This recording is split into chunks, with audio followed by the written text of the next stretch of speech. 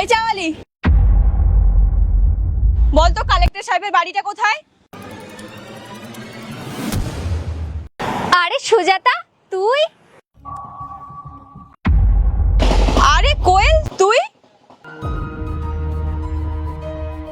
বাহ, এখানে চায়ের দোকান দিয়েছিস, চা বিক্রি করিস? না না, এটা আমার দোকান নয়। তাহলে কার? ও, তোর স্বামীর চায়ের দোকান। বাহ, দারুণ ব্যাপার তো।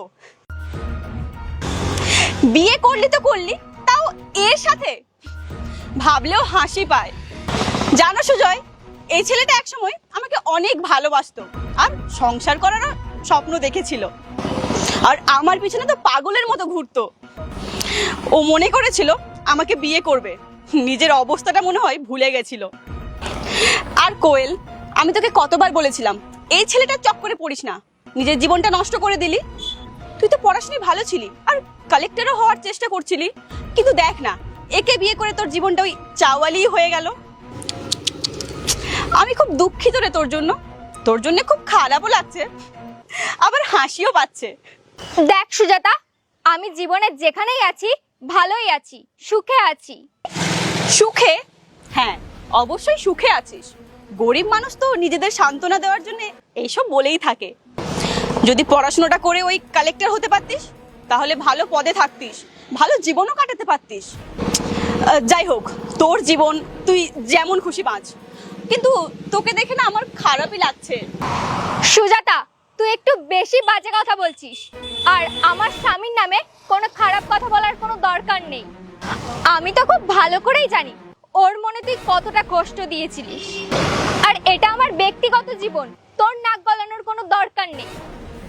ওই, আমার উপর রাগ দেখাচ্ছিস কেন? নিজের উপরেই রাগটা দেখা।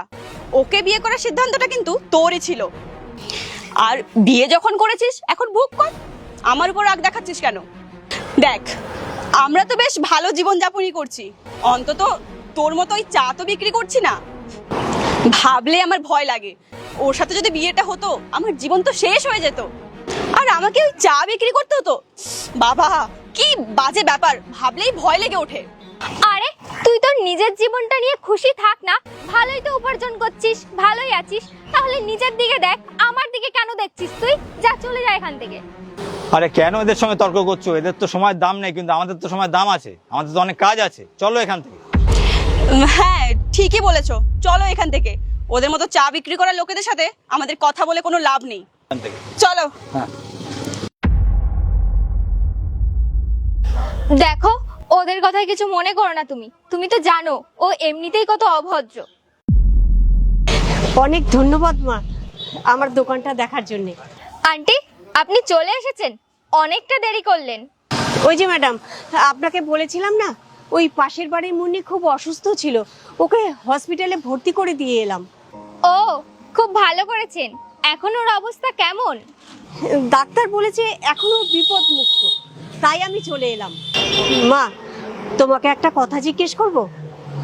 আসলে তুমি এত বড় একটা কালেক্টর হওয়া সত্ত্বেও আমার এই চায়ের দোকান, সেটা কেন তুমি সামলালে? আরে আন্টি, আপনি হয়তো ভুলে গেছেন, আমি যখন কালেক্টর হওয়ার জন্য দিনরাত আগে খাটতাম, তখন তো আপনার দোকানে এসে চা খেতাম।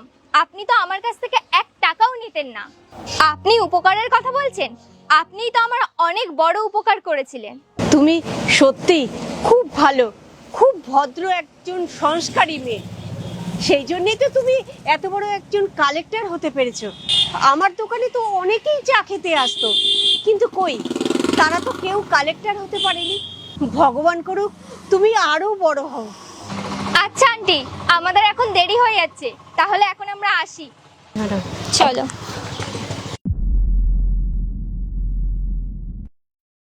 সুজাতা, তুমি ওদের সঙ্গে কথা বলবে তো? হ্যাঁ, আমি কথা বলেছি, ওনার পিয়ে আমার পরিচিত, বেশি কিছু হলে আমি টাকা খাইয়ে দেব। আমার ভয় করছে যদি আমাদের বড় ক্ষতি হয়ে যায়। আরে এমন কি হবে, আমি ওই পিয়েকে 1 লাখ টাকা দিয়ে দিয়েছি, এখন ও যদি না বলে তাহলে ও ফাঁসবে। এত টেনশন কেন নিচ্ছ, আমি আছি তো। দেখো সুজাতা, কোটি টাকার সম্পত্তি অনেক কষ্ট করে জোগাড় করেছি, আমার সব সঞ্চয় ওখানে লাগিয়ে দিয়েছি, যদি ক্ষতি হয়ে যায় না, সব শেষ হয়ে যাব। আরে কিছু হবে না, কোটি টাকার সম্পত্তি তো, সেরম হলে ওই কালেক্টর ম্যাডামকে 10-12 লাখ টাকা দিয়ে দেবো। যাই হোক, আজকে ওনার কাছ থেকে সমর্থন নিতেই হবে। যদি সমর্থন পাই ভালো, নইলে আমার ওদের পায়ে ধরতে হবে। আরে পা ধরা দরকার নেই, বেশি হলে কালেক্টরকে 20 লাখ টাকা দিয়ে দেবো, কোটি টাকার সম্পত্তি তো। আরে তুমি এত টেনশন করো না। ঠিক আছে, চলো। চলো।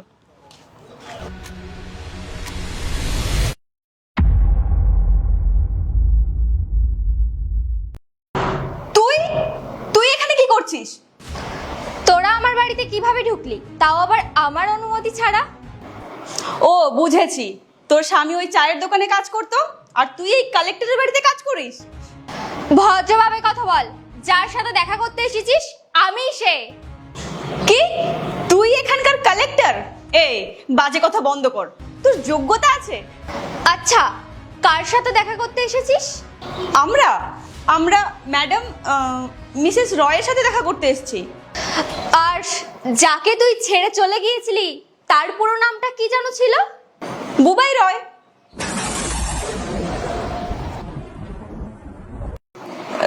তার মানে তুই মিসেস রয়? আর তোর জানার জন্য বলি, একটা মেয়ের বিয়ের পর না তার স্বামীর পরিচয় পরিচিতই হয়। আর বিয়ের আগে আমি ছিলাম কোয়েল পাল, আর বিয়ের পর হয়েছি কোয়েল রয়। আর আমি তো খুব গর্বিত আমি কোয়েল রয় হয়েছি, কারণ আমি বুবাইয়ের মতন একটা ছেলে পেয়েছি। ও সবসময় আমার পাশে থেকেছে, সবসময় আমার স্বপ্ন পূরণ করেছে।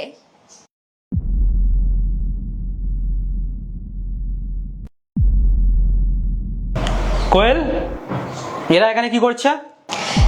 এরা আমাদের কাছে সাহায্য চাইতে এসেছে। সাহায্য? এদের মতন এত বড় মানুষের আমাদের মতন ছোট মানুষদের কাছ দিয়ে কিসের সাহায্য চায়? সুজাতা, আমার স্বামী না আমাকে অনেক কষ্টে এই জায়গাটাই আজকে দাঁড় করিয়েছে। আর ও আমাকে এটাও শিখিয়েছে সবসময় সততার পাশে থাকতে। আর তুই এটা ভাবিস না আমি তোর উপর প্রতিশোধ নিচ্ছি। তুই ভুল, তাই আমরা তোকে সাহায্য করছি না। তুই যদি সঠিক হতিস তাহলে আমরা বিষয়টা ভেবে দেখতাম। তোমরা যেই জমিটার কথা বলছো ওখানে স্কুল হবে, ওটা স্কুলের জন্য স্যাংশন হয়েছে। আর তোমরা যেটা করছো সেটা তো ইনলিগাল কাজ। আর আজকে আমার খুব শান্তি লাগছে, যেই মেয়েটা সেদিনকে আমাদের নিয়ে হাসাহাসি করেছিল সেই মেয়েটা আজকে আমাদের সামনে মাথা নিচু করে দাঁড়িয়ে। সুজাতা, একটা কথা মনে রেখো, সময় না সব সময় বদলায়। তাই মানুষের যখন ভালো সময় আসে তখন কখনোই অহংকার করা উচিত না, কারণ যখন খারাপ সময় আসে তখন আর সেই মানুষগুলো পাশে থাকে না। আর তুমি আমার স্ত্রীকে নিয়ে হাসাহাসি করছিলে, আর আমি কোয়েলের মতন মেয়ে পেয়ে আমি ধন্য। যখন আমার খারাপ সময় এসেছিল তখন কোয়েল আমার পাশে দাঁড়িয়েছিল, আর কেউ থাকেনি আমার পাশে। আর কোয়েল দেখো আজকে এত বড় জায়গায় আছে, তা ওর স্বামীকে ও এতটুকু সম্মান করা থেকে বাদ যায় না, সব সময় আমাকে সম্মান করে। বুবাই প্লিজ এরকম করো না, আমাদের অনেক বড় লস হয়ে যাবে। তুমি ওদের ফাইলটা পাস করিয়ে দাও। সুজাতা, আমরা তোমাদের কোনো সাহায্য করতে পারবো না, কারণ তোমরা যে কাজটা করছো সেটা সম্পূর্ণ বেআইনি। মানুষের জন্য যদি কোনো ভালো কাজ করো তাহলেই এখানে আসবে, আর নাই এই বাড়িতে আসার কোনো দরকার নেই। আর হ্যাঁ, এইটা ভেবো না যে আমরা তোমার উপর প্রতিশোধ নিচ্ছি। তোমরা যদি সৎ হতে তাহলে হয়তো আমরা একবার ভেবে দেখতাম, কিন্তু তোমরা যেই কাজটা করছো সেই কাজটা পুরোপুরি বেআইনি। আর এর জন্য এইটা বলে যে আমরা তোমাকে পুলিশে দিচ্ছি না বা তোমাদের নামে কোনো কমপ্লেন করছি না।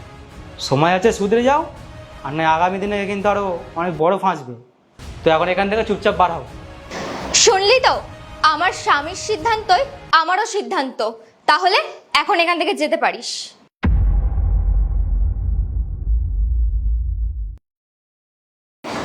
আসো।